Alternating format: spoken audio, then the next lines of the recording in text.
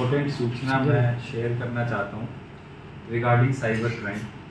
ये मेरे पास जो आप देख रहे हो ये टोटल 12 कंप्लेंट है मेरे पास एक दिन में, और एक दिन में किसी कंप्लेंट में 40,000 का फ्रॉड है, किसी में 2 लाख का भी फ्रॉड है, किसी में 50,000 का है, किसी में 30,000 का भी है। और पिछले कुछ दिनों से मैं जो साइबर क्राइम कंप्लेंट मॉनिटर कर रहा हूँ उसमें एक पर्टिकुलर पैटर्न देखा गया है, बार बार उसी पैटर्न से साइबर फ्रॉड हो रहा है। तो आपके माध्यम से मैं 2-3 चीज़ें बताना चाहता हूँ। साइबर क्राइम एमर्जिंग है, उसकी इन्वेस्टिगेशन अपना एक पार्ट है, लेकिन उसमें जो पैसा जाता है उसके लिए गोल्डन विंडो होती है। गोल्डन विंडो का मतलब होता है अगर आप उसको टाइमली रिपोर्ट कर दोगे तो वो पैसा बैंक में ही हम फ्रीज करवा देते हैं एंड वो आपको पैसा वापस मिल जाता है। उसके बाद जो जांच है वो दूसरा इशू है। तो आपको क्या करना है कि जब कभी भी आपके पास कोई भी साइबर फ्रॉड आपके साथ हो जाता है तो एक 1930 एक हेल्पलाइन नंबर है जो कि I4C ने जारी किया है, 1930। आपको उस पर कॉल करना है। जैसे ही आप कॉल करोगे आपसे आपके बैंक अकाउंट डिटेल्स लिए जाएंगे। इंटरनली उसी बैंक अकाउंट डिटेल से वो पूरा ट्रैक करते हैं कि अल्टीमेटली पैसा जो है किस किस खाते में गया है, और जिस जिस खाते में पैसा गया हुआ होता है उस खाते को वो फ्रीज कर देता है।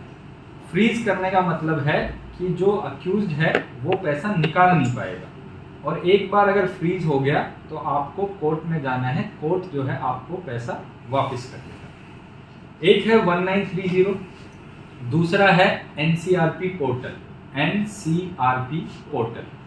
उसकी वेबसाइट है cybercrime.gov.in। उस पर आप जाओगे तो आपको एक टैब दिखाई देगा ऊपर, रजिस्टर दी कंप्लेंट। रजिस्टर दी कंप्लेंट पे जब आप क्लिक करोगे तो वहाँ पे आपको 3 टैब खुलते हैं। वहाँ पे एक होता है वुमेन रिलेटेड क्राइम, एक होता है फाइनेंशियल फ्रॉड क्राइम, और एक होता है अदर्स। जैसा भी आपके साथ क्राइम है आप उस टैब पे जाएं, अपना विंडो खुलेगा, उस पर लॉगिन करें और जो भी डिटेल्स हैं आपकी बैंक अकाउंट्स की वो उसमें डाल दें।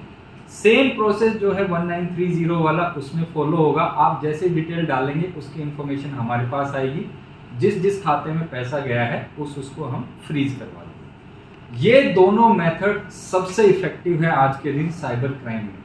आपको आपका पैसा चाहिए तो आपको पहले उसको रिपोर्ट करना पड़ेगा, और उसको टाइमली रिपोर्ट करना पड़ेगा। अगर आप एक भी दिन डिले हो जाते हो तो अक्यूज जो है उस पैसे को विड्रॉ कर लेता है, एंड उसके बाद फिर जांच के बाद रिकवरी में काफ़ी इशू आते हैं। इन सारी इंफॉर्मेशन में जो एक कैच है सबसे बड़ा, वो मैं आपको बताता हूँ। जब हम खाता फ्रीज करते हैं तो उस खाते के अंदर बाकी जगह से भी पैसा आया हुआ होता है। तो जब आप कोर्ट के पास जाते हैं, आप रिपोर्ट नहीं करोगे, कोर्ट के पास नहीं जाओगे, तो उसमें first come first basis principle court follow करता है। अगर दूसरा विक्टिम आपसे पहले चला गया तो पैसा उसको मिल जाएगा, आपको नहीं मिलेगा।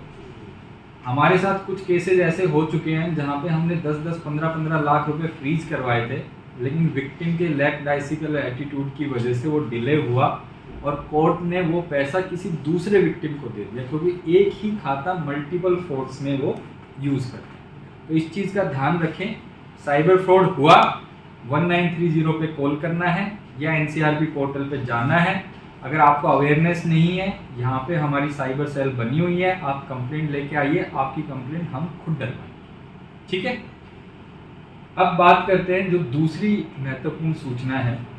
फ्रॉड जो है देखे गए हैं मेनली, एक है APK फाइल वाला फ्रॉड, दूसरा है इन्वेस्टमेंट फ्रॉड।